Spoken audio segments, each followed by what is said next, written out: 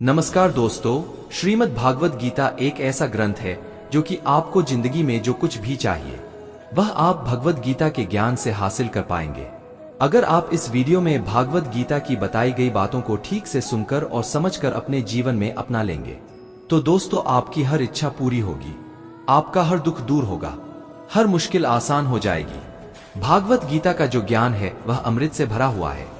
इस कलयुग में जो ये ज्ञान हासिल करेगा उसकी सारी दुख दूर हो जाएगी। दोस्तों, ये गीता का अमृत ज्ञान इंसान के मरे हुए मन में और जीवन में एक नई जान डाल देता है।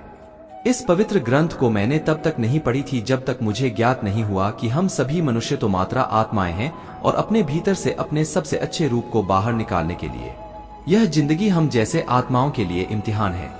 और इस इम्तिहान को पास करने की सबसे महत्वपूर्ण किताब अगर कोई है तो वो है भागवत गीता। दोस्तों, अर्ष ग्रंथ में 18 अध्याय है और ये संस्कृत में परमात्मा द्वारा दी गई थी। समय के साथ संस्कृत मनुष्य के अहम हिस्से से दूर हो गया और जिससे ये ज्ञान भी मनुष्य से दूर होती चली गई।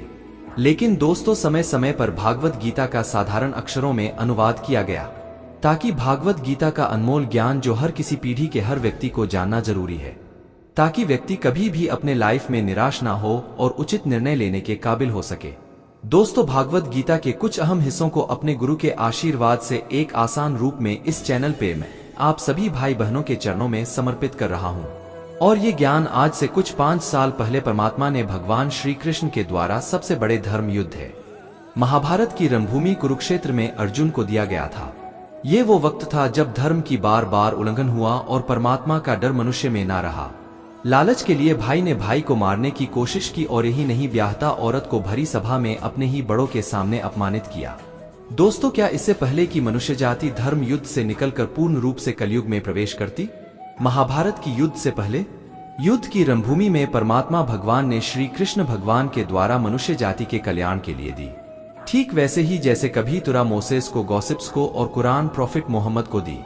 गीता, बाइबल, कुरान, तुरा, गुरु ग्रंथ साहिब परमात्मा द्वारा दी गई किताबें हैं। दोस्तों, ये सभी किसी एक धर्म के लिए नहीं बल्कि संपूर्ण मनुष्य जाति के लिए है, पूरी इंसानियत के लिए है और सभी आत्माओं के लिए है, क्योंकि ये आत्मा को परमात्मा के बारे में, उसकी के बारे में है और सबसे अहम ये उन कायदों के बारे में समझाती है जिनका आत्मा को मनुष्य के रूप में हर हाल में पालन करना होगा और उनकी रक्षा करनी होगी।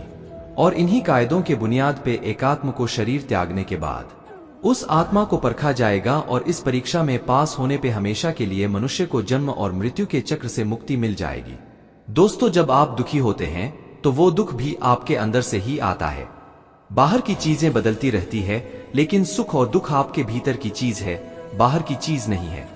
आप इस बात को समझ गए कि आपका सुख आपके अंदर ही छुपा हुआ है तो आप उस सुख के लिए बाहर भटकना ही छोड़ दोगे। दोस्तों, गीता में कहा गया है कि इंसान की उम्र बढ़ती जाती है, उसे इस बात का एहसास हो जाता है कि जिन लोगों को उसने अपनी जिंदगी में सबसे ज्यादा महत्व दिया, आप जिन लोगों को इम्पोर्टेंस और बहुत वैल्यू देते रहते हैं, उन्हें कोई फर्क नहीं पड़ता कि आपके लाइफ में क्या हो रहा है या आप किस परिस्थितियों से गुजर रहे हैं, किस तकलीफ से गुजर रहे हैं। इसलिए अपनी लाइफ में लोगों को ओवर वैल्यू करना छोड़ दो। हाँ, इज्जत सबको देनी चाहिए लेकिन लोगों को अपनी जिंदगी में बहुत ज्यादा स्पेशल बना के रखना आज नहीं तो कल आपको तकलीफ जरूर देता है। दोस्तों, परमात्मा भागवत गीता में कहा है कि मैं शुरुआत से भी पहले ही था और सभी खत्म हो जाने के बाद भी मैं ही रहूंगा। सब मुझ में है और मैं सब में हूँ। जो भी तुम छू सकते हो, देख सकते हो, चख सकते हो या सुन सकते हो, वो सभी में मैं ही हूँ। नदियाँ, पहाड़, सूरज, ग्रहण, चांद, सितारे सभी को मैंने ही बनाया है। मैं ही भगवान, शैतान, राक्षस और इंसान सब मैंने ही बनाया हूँ। मैं सर्वव्यापी हूँ, सब में रहता हूँ, सब में मैं हूँ। दोस्तों, मैं ही ब्रह्मा हूँ और रुद्र बन के सब नष्ट कर देता हूँ। दोस्तों, इस जन्म और मोक्ष पाने को, हमेशा के लिए परमात्मा के साथ रहने को भागवत गीता कहती है। ये सबसे बड़ी परीक्षा के लिए परमात्मा ने प्रकृति का निर्माण 5 तत्व हवा, जल, अग्नि, पृथ्वी और इतर से किया, जिन्हें हम छू के, सूंघ के, चख के देख सकते हैं और खुद परमात्मा इन 5 इंद्रियों की समझ से बाहर है। दोस्तों, उन्हें आत्मा इन इंद्रियों से नहीं जान सकती। आत्मा इन 5 इंद्रियों के साथ ठीक वैसे ही है जैसे एक लोहे का रोबो जिसे अपने बनाने वाले का कोई पता नहीं। अर्जुन को भी भगवान कृष्ण का विराट रूप देखने के लिए भगवान ने उसे दिव्य नेत्र दिए। भागवत गीता कहती है कि आत्मा अजन्मी है, इसे कोई मार नहीं सकता, कोई काट नहीं सकता, डूबो नहीं सकता, जला नहीं सकता। लेकिन आत्मा को परमात्मा के साथ हमेशा रहने के लिए इस परीक्षा रूपी जीवन में बैठना ही पड़ेगा, और इस परीक्षा के लिए आत्मा को परमात्मा से बिछुड़ के पृथ्वी पर किसी न किसी रूप में जन्म लेना ही पड़ता है। दोस्तों, एक आत्मा को मनुष्य का दिमाग और शरीर मिलता है। इस परीक्षा के दौरान अलग अलग प्रकार के अच्छे और बुरी भावनाओं के चक्रव्यूह में अपने ही भाई बहन या मित्रों के साथ रहा जाता है, जिसमें हर आत्मा को अपने अंदर राजसिक और तामसिक अवगुणों से निकलकर सात्विक जीवन में आने के अवसर मिलते हैं। दोस्तों, आखिर ये तमसिक गुण है क्या? ये वो गुण है जो अपने अंदर हीन भावना पैदा करके हमें खुद को उदास कर देते हैं और अंततः नुकसान पहुंचाते हैं। और राज्य से गुण वे है जो हमें ईर्ष्यालु और लोभी बना के दूसरों के प्रति हमें नुकसान पहुंचाते हैं। हर आत्मा को राजसिक और तामसिक गुणों का अंत करके अपने सात्विक गुणों से अवगत होना ही पड़ेगा। और सात्विक गुण वे है जो आत्मा को अपने आसपास की हर चीज से जोड़ती है और परस्पर प्यार और प्रेम भावना रखने को सिखाती है। परीक्षा के समय हर आत्मा को जीवन के चारों स्तंभ धर्म, अर्थ, काम और मोक्ष का ज्ञान पाके ही मुक्ति मिल सकती है। यही वो स्तंभ है जिन्हें समझ के ही आत्मा अपने परमात्मा को समझ सकती है। पहला द्वार धर्म का है दोस्तों, और इसका प्रतीक शेर है। धर्म वही है जो गीता में लिखा है, धर्म वही है जो धारण किया गया है, जिसे आपका दिल मानता है। जैसे झूठ नहीं बोलना, चोरी नहीं करना, भगवान का निराधार नहीं करना, दूसरों को नुकसान नहीं देना, ये सभी ही धर्म है। और आत्मा को अपने जीवन के काल में इस धर्म का पालन करना ही होगा और साथ ही उसकी रक्षा भी करनी होगी। दूसरा द्वार अर्थ का है, और घोड़ा इसका प्रतीक है, जिसके तहत आत्मा को अपने हर जीवन काल में अपने पृथ्वी पर रहने का अर्थ या मूल कारण समझेगी। ऐसे जिंदगी में भोगने वाली चीजें और रिश्तों का आनंद लेंगी। दोस्तों, अच्छा भाई या अच्छा बहन, अच्छा बेटा या अच्छी बेटी, अच्छा पति या अच्छी पत्नी बनके हर बुनियादी रिश्तों पर खड़ी उतरेंगी और अंततः इस परीक्षा को पास करेंगी। तीसरा द्वार काम का है। भागवत गीता हम लोगों को यह समझाती है कि प्रत्येक मनुष्य के अंदर काम, क्रोध, लोभ, अहंकार, मोह और ईर्ष्या जैसी 6 भावनाओं हमें अपने और दूसरों के प्रति नुकसान पहुंचा सकती है। इसलिए हर मनुष्य को इन भावनाओं को अपने नियंत्रण में रखना होगा, क्योंकि इनके बहाव में किया हुआ कोई भी काम हमारे जीवन भर की परेशानी का कारण बन सकता है। और एक आत्मा संतोष और सादगी से एक आत्मा इन भावनाओं पे हमेशा के लिए विजय पा सकती है। इस परीक्षा रूपी जीवन में हर मनुष्य कुछ इच्छाएं रखता है। दोस्तों, कुछ इच्छाएं एक ही जन्म में पूरी हो जाती है तो कुछ इच्छाएं अधूरी रह जाती है, और उनका पूरा होने के लिए ही आत्मा को वापस पृथ्वी पर आना पड़ता है। भगवत गीता समझाती है कि हमारे पृथ्वी पे वापस आने का हमारी इच्छाएं ही मूल कारण है, और अगर हम कोई भी इच्छा ना रखें तो हम इस जीवन और मृत्यु से मुक्त हो सकते हैं। ये द्वार माफी का भी है। जिन्होंने आपके साथ बुरा किया उनको माफ करके और जिनके साथ आपने बुरा किया उनसे माफी मांगने का अवसर मिल जाता है। दोस्तों, जब तक आत्मा इन चारों द्वार धर्म, अर्थ, कर्म, मोक्ष को समझ नहीं लेती, तब तक आत्मा को मनुष्य रूप में आना ही पड़ेगा। परीक्षा का समय खत्म होते ही आत्मा शरीर और अन्य सभी वस्तुओं का त्याग कर देती है। और दोस्तों, जो भी संसार में रह के बनाया वह अब और किसी का हो जाएगा, और आत्मा अपने कर्मों के फैसले के लिए चली जाती है। आत्मा का अच्छे और बुरे कर्मों का हिसाब होता है।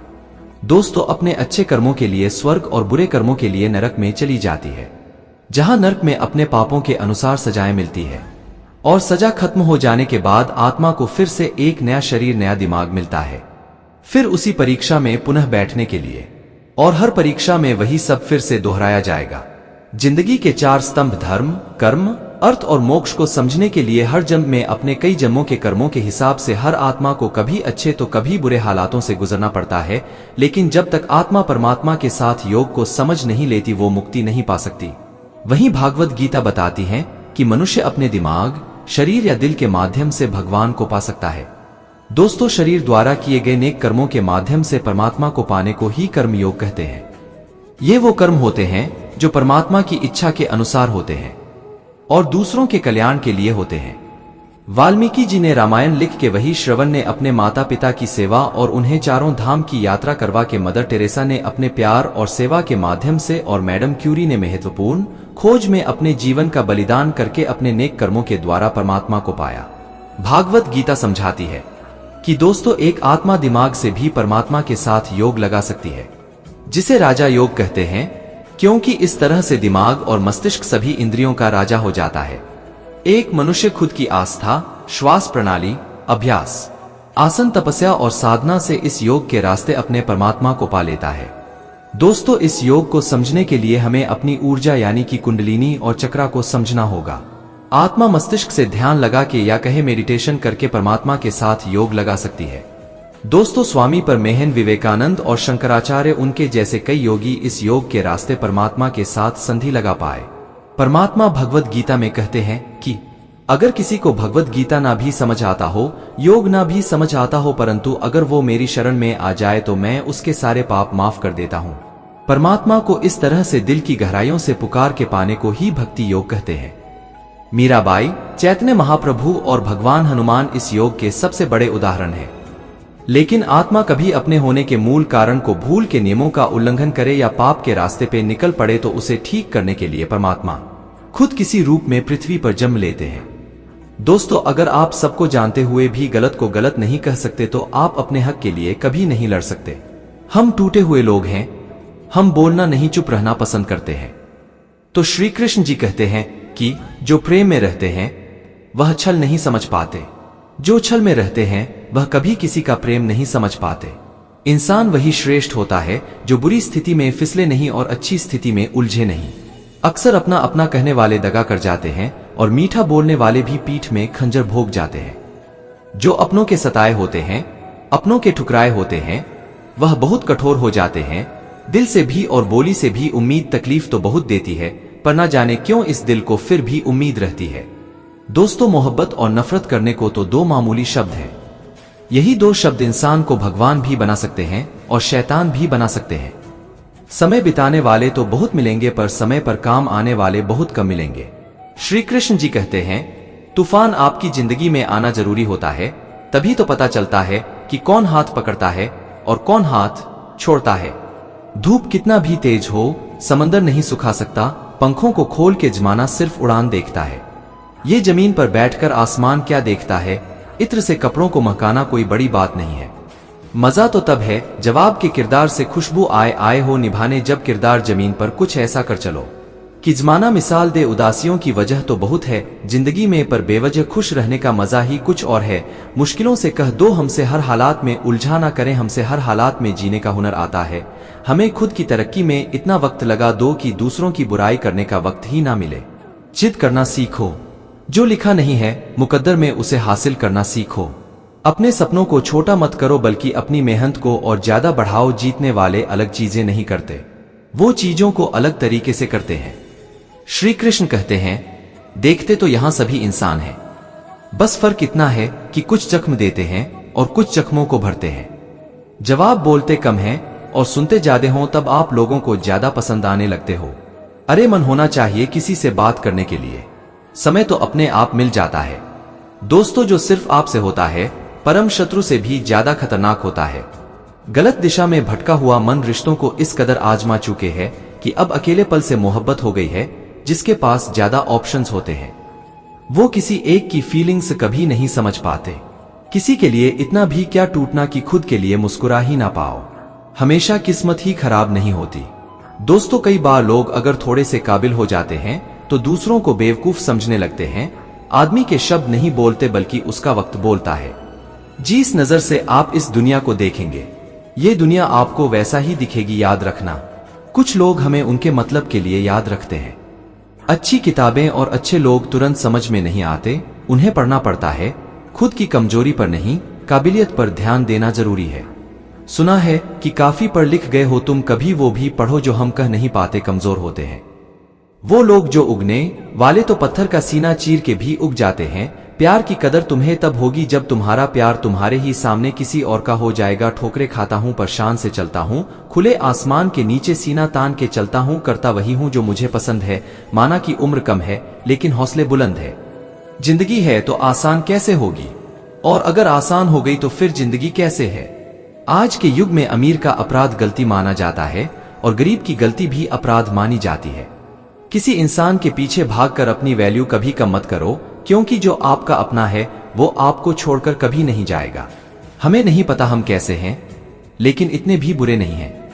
जीतने बनाए गए हैं, तलाश तो है वादा निभाने वाले की, वरना वादा तोड़ने वाले तो हर जगह मिल जाते हैं। कभी कभी मन को मना लेना ही बेहतर होता है, क्योंकि हमारी हर जीत हमें खुशी नहीं देती। दोस्तों, श्री कृष्ण कहते हैं व्यक्ति को सदैव बुराई से बचकर रहना चाहिए। अगर कोई बुरा कर्म करता है तो वो कर्म को अपने जीवन में ही भोगना पड़ता है। दोस्तों, जिस प्रकार बछड़ा झुंड में भी अपनी मां को ढूंढ लेता है, वैसे ही कर्म का फल आपको हजारों की भीड़ में भी ढूंढ लेगा। दोस्तों, ईश्वर तो कण कण में निवास करते हैं। छोटे से छोटे जीव के हृदय में ईश्वर का वास होता है। उस जीव को कष्ट का अनुभव होना ईश्वर को कष्ट का अनुभव कराता है। आप अपने ईश्वर को खुश कैसे देख सकते हैं? जो श्री कृष्ण का दास हो जाता है वह अपने आराध्य से ऐसे दिन न दिखाने की कामना करता है। जब उसमें गुरु राजा आए तो आपने कृष्ण का सेवक बनकर ही जीवन सफल बनाना चाहता है। दोस्तों, जो व्यक्ति सदैव हंसता खेलता मुस्कुराता रहता हो, अगर वो अपने स्वभाव से भिन्न हो जाए, अर्थात चुप गुमसुम उदास रहने लगे, तो समझना उसके हृदय में एक दर्द है। उस दर्द ने उसे कमजोर बना दिया है। दोस्तों, जिस व्यक्ति के पास संपूर्ण धन, दौलत, ऐश्वर्य, वैभव सब है, मगर संतुष्टि नहीं है, तो आइए भागवत, गीता, बाइबल, तुरा, कुरान, गुरु ग्रंथ साहिब ऐसे किसी भी पवित्र ग्रंथ को पूरा पढ़ के इस जिंदगी के असली मायने समझे और परमात्मा के साथ योग लगाएं। और आपको अगर ये पसंद आए और समझ आए तो अवश्य ही दोस्तों ऐसे औरों को भी बांटी, ताकि सभी आत्माएं अपने यहाँ होने के पवित्र मूल कारणों को सरलता से समझ सके और इस जन्म और मृत्यु के चक्र से मुक्ति पा के हमेशा के लिए परमात्मा के साथ रह सके। दोस्तों, इस वीडियो में बस इतना ही। हम आशा करते हैं कि आपको हमारा ये वीडियो बहुत पसंद आया होगा। इसे लाइक कीजिए और अपने दोस्तों के साथ शेयर करना ना भूलें। जुड़े रहिए हमारे चैनल LSGD के साथ। धन्यवाद दोस्तों।